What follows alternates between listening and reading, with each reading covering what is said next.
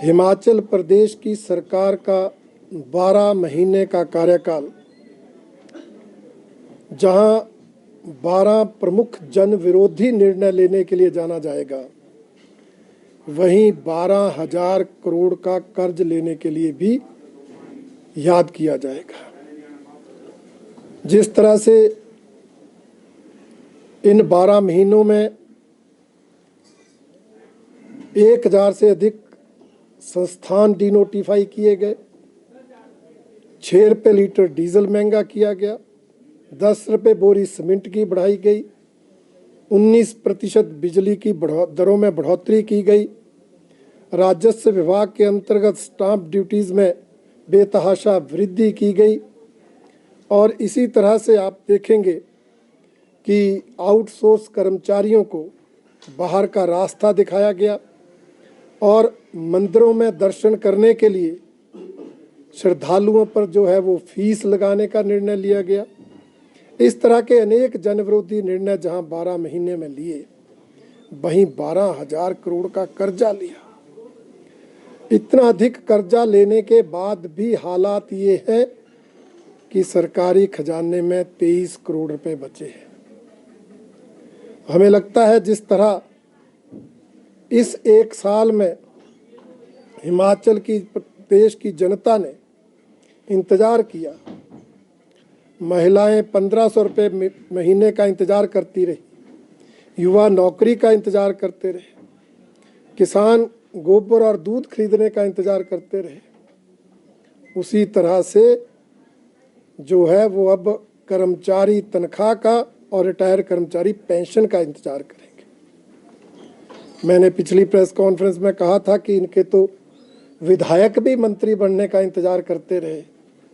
साल के बाद 2 विधायकों का इंतज़ार खत्म हुआ, मंत्री बने, परंतु अब वो विभागों का इंतज़ार कर रहे हैं।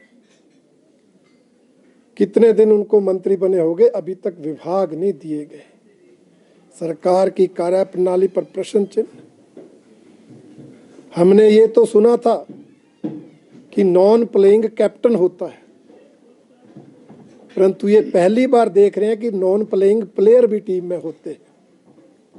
ये हालत इस सुक्खू सरकार की है।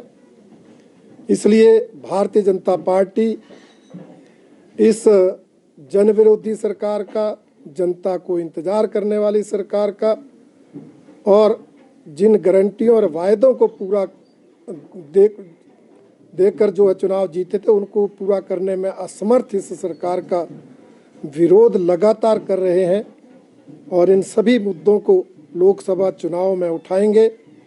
ये दिल्ली जाकर, नागपुर जाकर कितनी भी बैठकें कर लें, इनकी हाईकमांड कितने भी टिप्स इनको दे लें, इनका कोई भी नेता बड़े से बड़ा चुनाव लड़ ले, भारतीय जनता पार्टी चारों की चारों सीटें जो है वो आने वाले लोकसभा चुनाव में जीतेगी और आदरणीय श्री नरेंद्र मोदी जी को फिर से प्रधानमंत्री बनाने में अपनी महत्वपूर्ण भूमिका अदा करेगी। हिमाचल सरकार द्वारा लिया गया निर्णय और मुख्यमंत्री महोदय द्वारा दिया गया बयान प्रदेश की निरंतर बिगड़ रही कानून व्यवस्था को और बिगाड़ने में सहायक सिद्ध होगा। उन्होंने जिस तरह से बयान दिया और बयान में जो शब्द इस्तेमाल किए, वो किसी मुख्यमंत्री महोदय को शोभा नहीं देते। उन्होंने उससे जहां कानून व्यवस्था को बिगाड़ने में अपनी भूमिका अदा की, वहीं मुख्यमंत्री पद की गरिमा को भी ठेस पहुंचाई। उनके द्वारा कहा जाना कि जो पर्यटक झूमेंगे उनको पुलिस होटल में छोड़े, ऐसा लगता है कि मुख्यमंत्री नशे को बढ़ावा देने का काम कर रहे हैं और जो पर्यटक यहाँ आते हैं वो शायद नशा करने ही आते हैं या नशा करके ही शायद जश्न मनाया जाता है, जबकि अधिकतर पर्यटक हिमाचल प्रदेश के प्राकृतिक सौंदर्य का आनंद उठाने आते हैं। बर्फ का आनंद उठाने आते हैं, ठंड में लुत्फ उठाने आते हैं। इसलिए मैं माननीय मुख्यमंत्री महोदय के इस बयान को दुर्भाग्यपूर्ण मानता हूं, गैर जिम्मेदाराना मानता हूं, और ये समझता हूं कि जिस तरह से उन्होंने ये भी कहा कि अगर लोकल व्यक्ति ऐसा करेगा तो उसको सख्ती से निपटा जाए, तो क्या हिमाचल प्रदेश में 2 कानून काम कर रहे हैं? हिमाचल वासियों के लिए अलग कानून, पर्यटकों के लिए अलग कानून होता है। इसी तरह जो ये बयान दिया गया है, हमें आशंका है कि इस बयान के बाद पर्यटकों के नाम पर अनेक असामाजिक तत्व, आपराधिक तत्व भी प्रदेश में घुस सकते हैं और मुख्यमंत्री के इस बयान का फायदा उठाकर कानून व्यवस्था को बिगाड़ने का काम कर सकते हैं।